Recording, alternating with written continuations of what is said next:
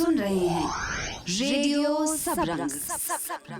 जुड़िए अपनों के संग। रेडियो सबरंग से मैं रमनी श्याम। नमस्कार दोस्तों। जब चारों तरफ हरे भरे पौधे और वृक्ष देखती हूँ ना, तो बस दिल यही कहता है कि देखो देखो, चारों तरफ छाई ये हरियाली है।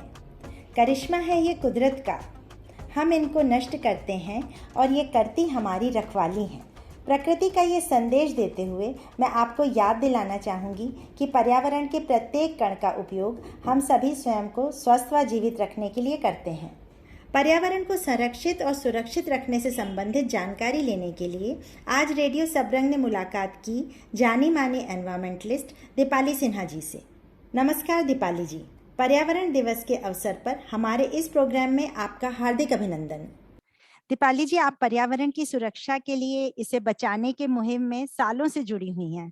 कोई तो ऐसा वाकया या इंसिडेंट हुआ ही होगा जिसकी वजह से आपका झुकाव इस ओर हुआ। मैंने पहले नोटिस नहीं किया, मेरे बच्चे छोटे थे और उनको कुछ अस्थमा की प्रॉब्लम रहती थी हमेशा, तो इनहेलर यूज करते थे, वो उनकी यूज में आ गया था। फिर 12th के बाद जब मेरा बेटा बाहर गया तो मैंने उसको 6-7 इनहेलर यहाँ से पैक करके दिए, लेकिन वहां जाके मैंने देखा कि उसने एक भी इनहेलर यूज नहीं किया। तब मैंने नोटिस किया कि जो एनवायरमेंट पॉल्यूशन है वो हमारे यहाँ पे ज्यादा है, तो उस कंट्री में पॉल्यूशन बहुत कम था। जो आपकी ये ऑर्गेनाइजेशन डब्ल्यू मार्स है, इसके बारे में पढ़ा तो काफ़ी है, सुना भी काफ़ी है, लेकिन ये काम किस तरह से करती है और किस तरह से एनवायरमेंट प्रोटेक्शन के लिए लोगों को किस तरह से जागरूक बनाती है? डब्ल्यू मार्स संस्था जो है, यानी कि waste management and recycling society, इसको जब मैंने स्टार्ट किया, सबसे पहले मैंने यूथ को कनेक्ट किया क्यों, और यूथ क्लब बनाया हमने, और उसका कॉन्सेप्ट यही था कि जो बच्चे हैं उनको इन्वॉल्व करना जरूरी है। मैं कुछ दिनों पहले स्विट्जरलैंड में गई थी, तो वहां पे एक छोटी सी बच्ची थी, तो अपना कचरा जो है उसने कुछ खाया होगा, तो बॉक्स था, तो उसका बॉक्स कुछ अलग शेप का था, पढ़ना इतना नहीं जानती थी, तो मैंने कहा कि इसको कहाँ फेंकोगी, तो वो गई डस्टबिन में देखने के लिए, उसको पिक्चर से मैच करा रही थी, क्योंकि वहां पे डस्टबिन में पिक्चर्स बनी होती है, तो बच्चे जो नहीं पढ़ना जानते वो जानते हैं कि ये बॉक्स मुझे इसमें फेंकना है। वो बॉक्स उसका मैच नहीं कर रहा था, तो मैंने कहा आप क्या करोगी, तो उसने बोला कि मम्मा ने 3 बातें बोली है, पहले हमें मैच करना है, अगर मैच नहीं होता है तो मुझे किसी की हेल्प लेना है, सेकंड। तो मैंने कहा अगर सपोज कोई नहीं मिलेगा फिर क्या करोगी, तो देन उसने बोला कि अगर मुझे हेल्प नहीं मिलेगी तो तब तक इसको मुझे संभाल के रखना है, ये मेरी रिस्पॉन्सिबिलिटी है, फिर जब मुझे मम्मा या पापा मिलेंगे तो वो उनको मैं हैंड ओवर करूंगी, वो मुझे प्रॉपर जगह पे या तो वो उसको डालेंगे या मुझे बताएंगे। तो अगर इस तरह की प्रैक्टिस हम बचपन से बच्चों में डाल देना, तो मुझे लगता है कि बहुत कुछ चेंज हो सकता है, और हम करते भी हैं। देखो स्कूल्स में कितने बच्चे लोग आजकल फॉलो कर रहे हैं। और इसके बाद फिर मैंने एक्टिविटी को शुरू किया डब्ल्यू मार्स की, और हमारी इस संस्था का मेन मुद्दा था रूट से, सोर्स से सेग्रीगेशन स्टार्ट करना। अच्छा। तो बहुत सारे लोग हैं जो करते हैं प्लास्टिक कलेक्शन, बट यहाँ पे हमने सबसे ज्यादा जोर अवेयरनेस पे किया, जागरूकता। तो इन सब के लिए डब्ल्यू मार्स ने काम करना शुरू किया, और उसमें छोटे छोटे से एक्टिविटीज को, मैं कहूंगी आइडियाज को मैंने इम्प्लीमेंट किया। जैसे मैंने एक बर्तन बैंक बनाया।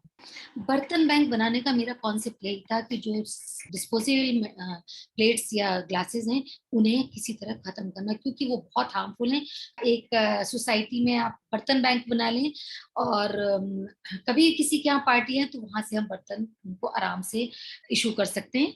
और बड़ा सिंपल सा कॉन्सेप्ट है, आप लोग अपनी अपनी सोसाइटीज में इसको कर सकते हैं। किसी को बर्तन एक जगह रखने की जरूरत नहीं है, बस आप बताएं कि 6 बर्तन, लाइक 1 सेट मेरे पास है, उसमें आप टिक लगा दें, 2 सेट मेरे पास है, तो जब भी हमें जरूरत होगी हम कॉल कर देंगे कि भाई 3 सेट यहाँ से मिलेगा, एक वहां से, और इकट्ठा करके एक बंदा ला के आपको दे देगा।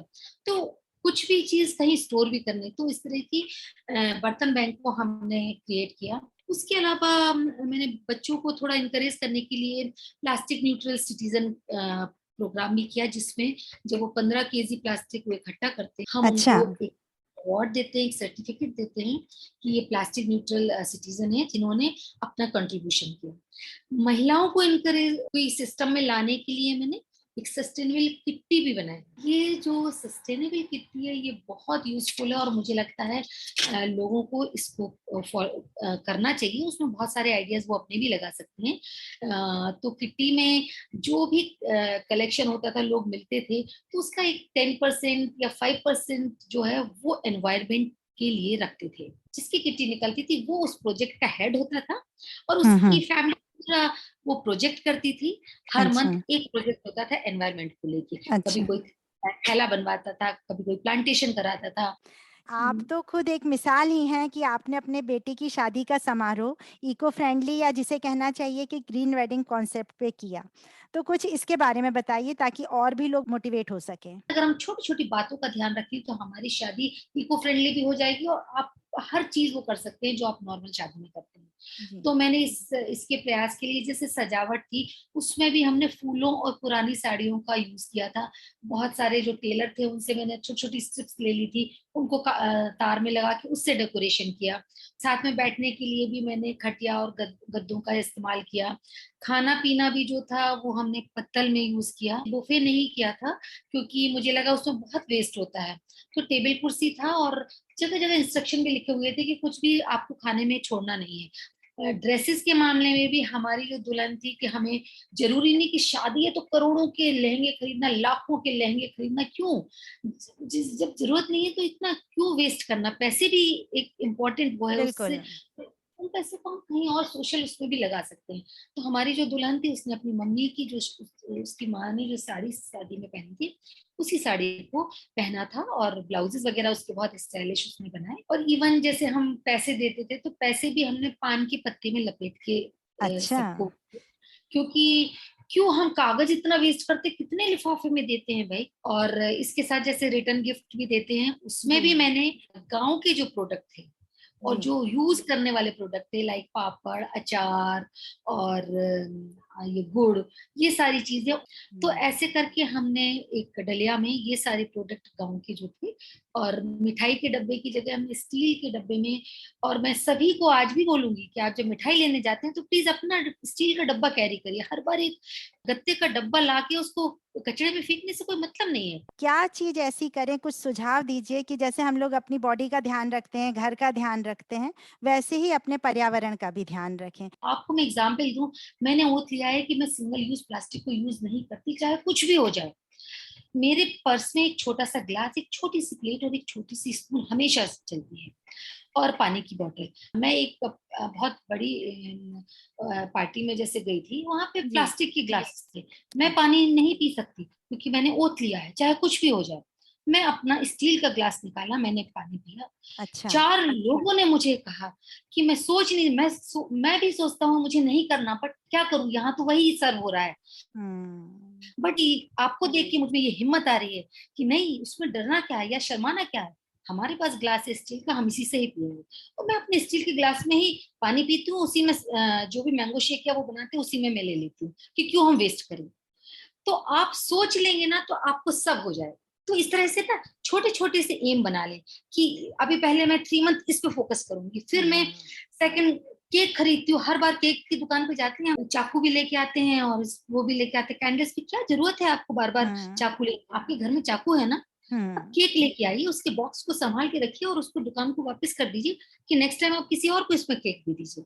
तो इस तरह से छोटी छोटी चीजों को आप डिसाइड कर लें कि इस बार हम पहले इस पे फोकस करें और उसको प्रण कर लें और करते रहें, तो देखिए कैसे नहीं होगा। Thank you so much ma'am. आपसे बात करना बहुत एक बिल्कुल ठंडी हवा के झोंके की तरह रहा और कई चीज़ें सिखा के गया।